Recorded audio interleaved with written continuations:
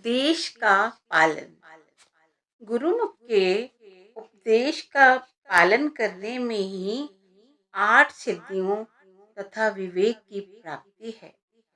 गुरुमुख भवजल से उद्धार करता है और सच्ची निर्मलता प्राप्त हो जाती है। गुरुमुख द्वारा सही गलत, अच्छे बुरे, पाप पुण्य की सूझ हो जाती है। गुरुमुख द्वारा प्रवृत्ति और निवृत्ति का रहस्य समझ में आ जाता है। गुरुमुख भव सागर से पार कर देता है। गुरुमुख शब्द द्वारा मुक्ति बख्श देता है। साहिब समझा रहे हैं कि सतगुरु के उपदेश पर चलने से सभी सिद्धियां उसके अधीन हो जाती हैं। निर्मल विवेक की प्राप्ति हो जाती है। मन और आत्मा पूरी तरह निर्मल हो जाते हैं और भव सागर से उद्धार हो जाता है।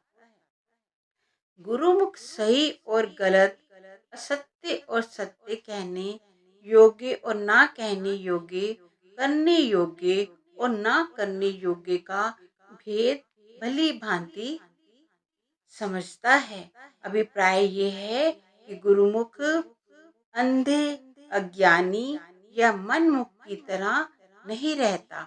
उसके प्रत्येक कथन और कर्म को उत्तम आत्मिक ज्ञान और श्रेष्ठ विवेक का आधार प्राप्त होता है।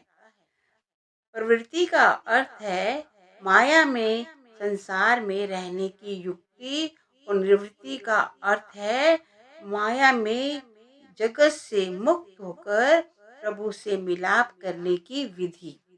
गुरु रामदास जी ने सुही राग में रचित 4 लावों द्वारा जीव की प्रवृत्ति से निवृत्ति तक के सारे सफर का सुंदर उल्लेख किया है।